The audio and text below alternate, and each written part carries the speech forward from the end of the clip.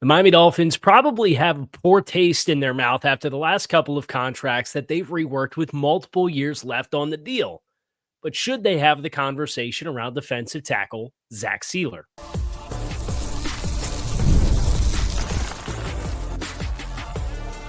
You are Locked On Dolphins, your daily Miami Dolphins podcast, part of the Locked On Podcast Network, your team every day.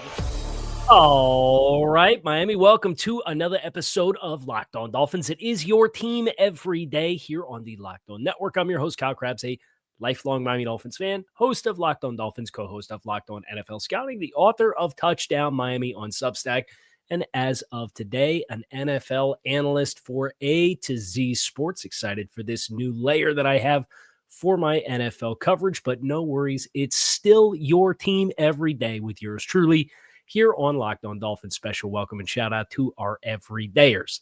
Today on the show, it's Zach Sieler Appreciation Day, first and foremost, but also exploring the current contract situation that exists with Zach Sieler and kind of the intersection where the Dolphins got bit this past year with how they chose to handle Tyreek Hill and Jalen Ramsey. But then also I think it's worth bringing this conversation full circle with it's making sure you pay the right players your money. And Zach Sieler, as an example, he is entering into what will be his next to last year on his current contract with the Miami Dolphins.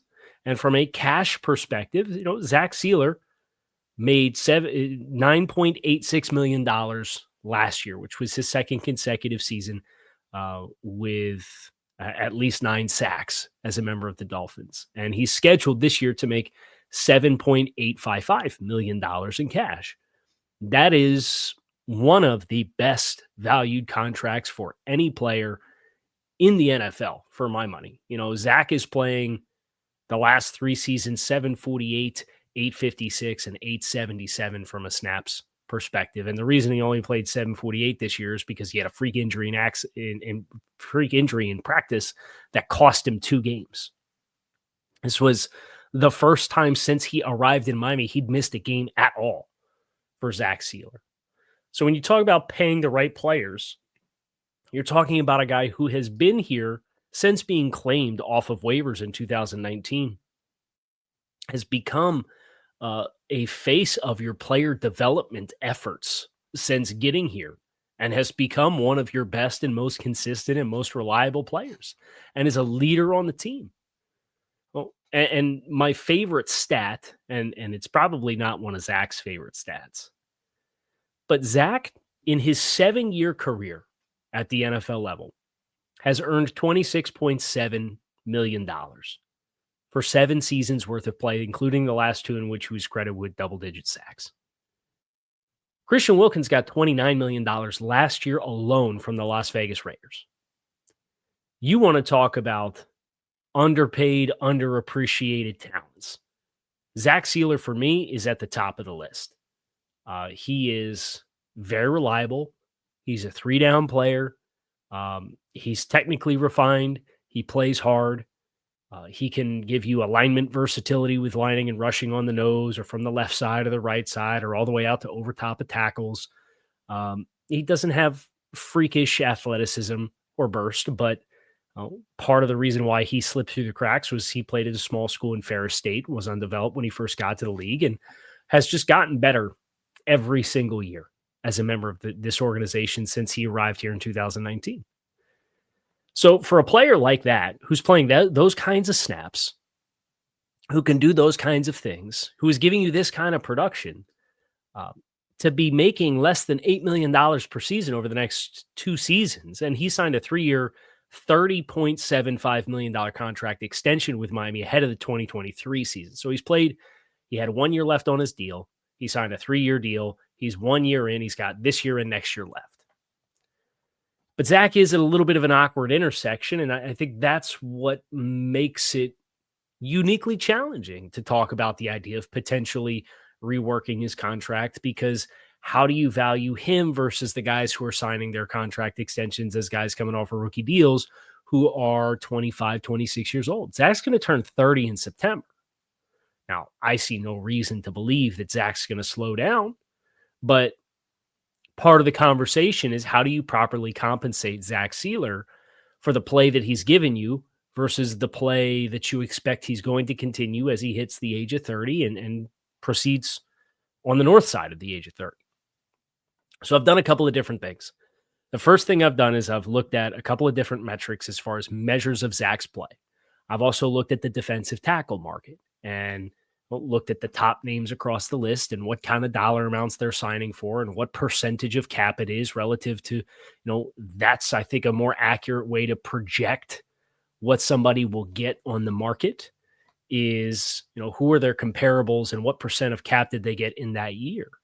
Because I could point to Dexter Lawrence or Ed Oliver or Christian Wilkins as guys that signed defensive tackle contracts, but it's not a one-for-one. And of course, the salary cap going up means teams are going to spend more and more players on their top players. And there's little argument.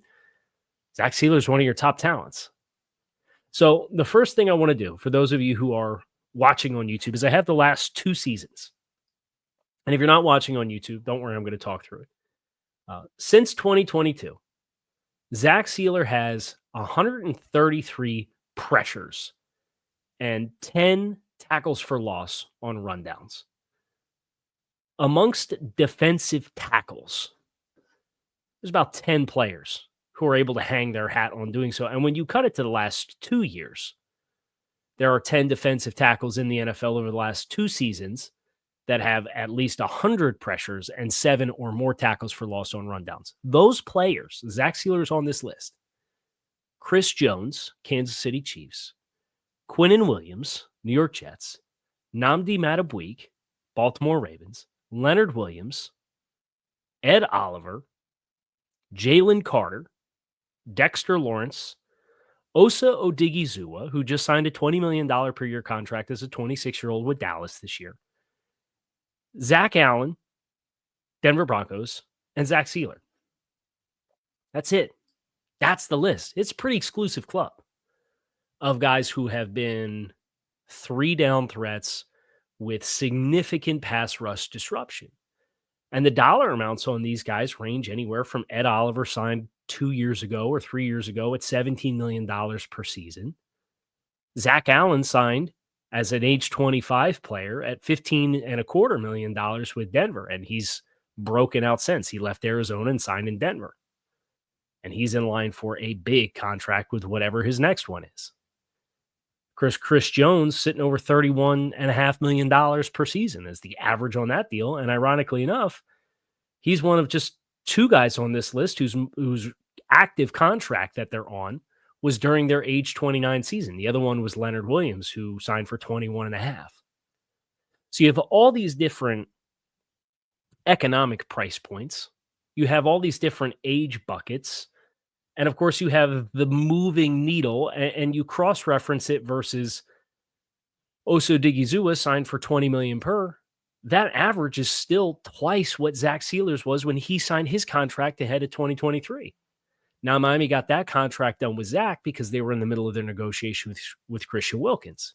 And Wilkins kind of balked at the offers that the Dolphins gave him. So the Dolphins said, okay, we'll take a fraction of the price and we're going to pay the other guy and lock him in. And it has become one of the best value contracts in football. But Zach's on a ticking clock. And I'm certain, Zach would like to get a deal done sooner rather than later because the window for maximizing whatever his next contract is going to be, it will probably be his last opportunity at a supersized contract. And his stock is probably never going to be as high as it is now as a player who's in his late 20s with consecutive double-digit sack seasons. We'll look a little bit more Zach in particular. That's next here on Locked On Dolphins. Make sure you guys stick with us.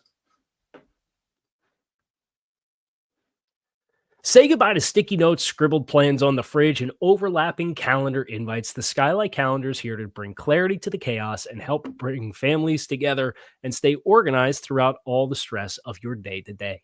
This sleek digital display syncs with your existing calendars like Google, Apple, Outlook, and more, making it simple to track appointments, practices, dinners, reminders, and more, all in one easy to see place. What if you could eliminate the I don't know excuse from your daily routine with your family? Right now, Skylight is giving you the chance to do so. Skylight is offering our listeners $30 off their 15-inch calendars by going to skylightcal.com/NFL. Go to skylightcal.com/NFL for $30 off your 15-inch calendar. That's SKYLAIGHTCAL.com/NFL. Zach, when you look at, there's a number of different measures of productivity that I think are helpful to look at. And what was really jarring to me was when I went back and I looked at some of these measures, right? Tape doesn't lie at the end of the day. I got tape on right here. The Zach Sieler sack and Drake May. But you can find value in some of the productivity and per opportunity metrics that exist out there. Pass rush productivity being one, and what was really jarring and eye-opening for me, we talked about the Vic Fangio scheme versus the Brian Flores scheme / the holdover year in 2022 after Flores was left, but the scheme stayed the same with Josh Boyer. What was really eye-opening to me was just how bad the pass rush productivity grades were for the defensive tackles in 22 and how they both leapt up in 2023. Really felt like you were doing some of your defensive tackles a disservice. But the last two seasons, Zach ranks 13th and 16th out of 41 and 56 qualifying defensive tackles in pass rush productivity. And that's how many pressures and disruption plays you have on a per pass rush basis. And obviously the exclusive club of guys who have 100 plus pressures at defensive tackle over the last two seasons, that's not a very big list. So even though Zach is playing 750, 850 snaps of defensive football, that's a lot of opportunities to rush the passer. That's naturally going to give you more pressures than some of your peers. But to rank 13th out of 41 and 16th out of 56 the last two seasons, the pass rush productivity element of it on a per rush basis, it's still a really strong representation for Zach Sieler. And I guarantee you when Drew Rosenhaus and the Dolphins sit down and they try to come to terms on where does Zach fit amongst this lexicon of defensive tackles across the league, these are the kinds of things you'll point to kind of make your leverage point one way or another. So for Rosenhaus and in representing Zach Sieler, saying, well, he ranks 13th and 16th in pass rush productivity over the last two seasons. He's an upper quartile guy. I think it's a valid argument. But what's helpful and more helpful is to look at who are the names that are in kind of the price point ballpark of where you could be exploring a contract for Zach Sieler, and how does he rank versus those players. So we mentioned, some of the names on the exclusive club list: Chris Jones, Quinnen Williams, Nnamdi Madubuike, Leonard Williams, Ed Oliver, Jalen Carter on a rookie contract, Dexter Lawrence, Osa Digizua, Zach Allen, Zach Sieler. That's the list, the exclusive club list. And these price points range anywhere from 15 and a quarter to 31 and 3/4. It's a very large strike zone. But most of these guys are signing their deals 25 or 26 years old. So what I've done is I've taken the list of what are the top defensive tackle markets on the contract, on the market. Which contracts were signed by guys that were 28 years old or older? And here's those price points. Because again, the whole objective is we want to put enough filters on Zach versus the defensive tackle market to find where the price points make the most sense. Chris Jones, obviously at 31 and 3/4, signed his at 29. Christian Wilkins at 28, signed for 27.5. That was on the open market. It was not a contract extension. A little different ballpark. You got to put an extra 30% on just when the guy hits the open market. DeForest Buckner signed at 30. And there's some similarities from a pass rush productivity standpoint there. That was $23 million per season.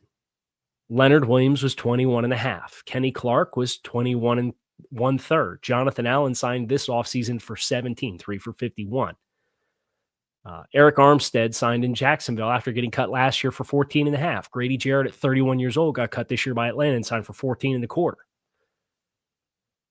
I think it's fair to say when you look at the productivity relative to the age, kind of your median age is around 21.5 million for top of market contracts at defensive tackle for guys who signed 28 years old or older. Zach, again, is going to turn 30 in September. That would put him between 7.5% and 8% of this year's salary cap from an annual average salary basis. And most of the guys on either the top of market list, the exclusive club of run defense and pass rush defense, if you're not on a rookie contract, most of these guys are at least over 7%. The ceiling, of course, is Chris Jones is at 12%. As the annual average of the percentage of that year's cap when he signed. This year's salary cap being $279.2 million. If you're talking, I'm going to break out the handy-dandy calculator here because I don't want to get this one wrong. 279.2, and let's just say it's 8%. That would be $22.3 million per season. So I think that kind of gives you a dollar range that you can start to wrap your head around when the conversation comes to where's the strike zone for Zach. Now, the Dolphins could very easily throw their hand up here and say, well, we got burned when we did Jalen Ramsey and Tyreek Hill with multiple years left on their deals. We don't want to do that again. Or you could say, well, we're kind of in a weird transition where we got some questions about the long-term direction of the team. So we don't want to give it any new contracts right now. So sorry, you just have to deal with it. And there's a world in which that's how the Dolphins handle the Zach Sieler conversation. But if you are going to give anybody with multiple years left on their deal a new deal based off of what they have done for you the past few seasons, the value that you've got out of it, and your expectation that that player is going to continue to perform at a high level, I'm sorry, Zach Sieler's at the top of the list. If you couldn't do it for Zach Sieler off this roster, I don't know who you could do it for. Sincerely, I don't know. So if this is something that continues to be explored, I think that's what Zach has working in his favor. Because he's looking at earning less than $8 million per season in each of the next 2 years. Relative to these guys who are making at least twice that, if not 3 times that, some of them 4 times that. For a guy who's amongst his peers in that group. So go back to the pass rush productivity metrics. Where does Zach rank versus those names that we talked about? Not where does he rank amongst qualifying defensive tackles? Where does he rank amongst the guys that are making at least 7.5% annual average against that year's cap when they sign their contracts? That's what we're going to get into next here on Locked On Dolphins, as well as what my offer would be if I were to offer Zach Sieler a new contract. That's next. Stick with us.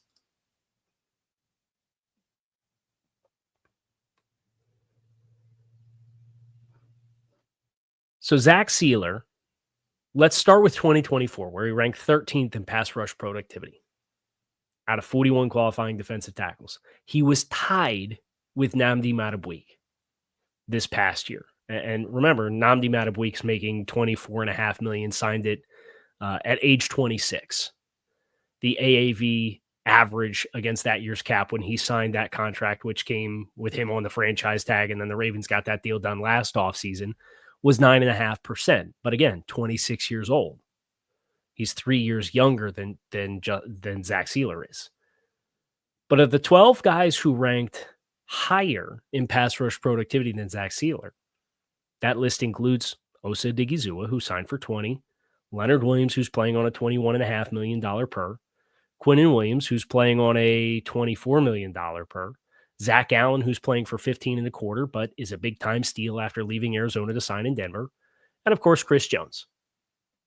Of the notable names that we talked about in the 107 plus the last 2 years, or 110 plus across 3 seasons, Ed Oliver and Jalen Carter were the 2 from a pass rush productivity standpoint that Zach Sieler ranked in front of in 2024.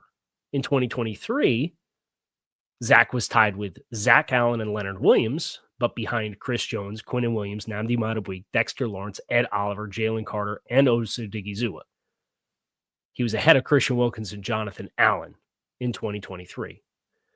So it kind of, again, it gives you, amongst those peers in that group, he's in the lower bands of that group, which doesn't, I think, help the negotiation factor when you factor in he's in the lower bands of the age and long-term outlook of these names as well. So you can look at guys signing for $27 million like Christian Wilkins and say, well, the price is the price. The cap's going up. Zach, if you're going to do a deal, should be done there. And if that's what Rosenhaus and company are expecting, if I were the Dolphins, that's probably where I would play the hand of, well, we're in an awkward intersection as a franchise. We're not doing contract extensions this offseason. Thanks, but no thanks. If you're going to hold out, you can hold out. But if there's amicability and wiggle room, and if there's honest conversation about the longevity of what Zach has in the prime of his career, and you want to get him compensated before the 2025 season, because I think that's what good culture does. And I know there's a lot of under the microscope with the Dolphins and their culture and paying some of the wrong guys and how those contracts have gone nuclear already, and you don't have to do anything. So why would you do something? And I get it. I really do. I get it. But for me, Zach Sieler's earned an opportunity to make fair money relative to the production, relative to it's like his status as a 7th round pick is still being weaponized against him, despite the fact that his play's been in line with a number of his peers that are making 2 or 3 times as much money as he is the last several seasons. So I think if you can get in the lower bands of the 7 to 10%, and again, 8% would be $22.33 million. 7.5% would be $20.94. 7% would be $19.5. If you could get something done between 7 and 8% of this year's cap moving forward, with Zach having 2 years left on his deal, and it's 2 years and just short of $16 million in total cash, that's where I think you can get an infusion of cash for Zach. It's still going to be a bargain in the grand scheme of things because he has multiple years left of play on his contract. This is what I would offer if I were the Dolphins. I would offer 3 years, 66 in new money. Amongst the defensive tackles at or near the top of the market, that's just in front of Dexter Lawrence. It's in front of Osa Odighizuwa. It's in front of Ed Oliver. It's just in front of Leonard Williams, who was 29 when he signed his $21.5 million per contract. It's behind Madubuike. It's behind Quinnen Williams. It's behind Chris Jones. And, it's behind Christian Wilkins, who unfortunately got the extra 30% bump as the open market tax that exists when guys hit the open market. But 3 years, 66 of new money, in addition to the 2 years and just short of 16 that he has left, makes it a total of 5 years of player control and just short of $82 million per season. And if you just did the round numbers, and 82 divided by 5, that's $16.4 million per season on average. It's a fair adjustment. It gets Zach's new money and reported money for a new base into that competitive window relative to his peers. But you're still taking advantage of having the 2 years of player control that exists to spread that money across a larger amount. And depending on how you structure this, you could get Zach Sieler this year, if you gave him a signing bonus, and say the signing bonus was $22 million. He's currently on the books for $12.4 million in cap space. You could save about $3.5 million in cap space by doing this contract extension. And then if you wanted to, you could put an option bonus in as the lump sum for what Zach gets paid in 2026 that gets spread out across the next 5 years of salary cap space. And you could have Zach on the books next year for $12.7 million. And if your concern is, Kyle, well, you're deferring money into future years, and that's kind of against the spirit of what the Dolphins are trying to do. They're trying to reset their books, which I get, and I don't disagree. And players that have long-term player or long-term team control at a cost-friendly rate is never a bad thing. right? And that's why I don't think you can work in absolutes in any way, shape, form, or facet. And that's where I sit with Zach Sieler.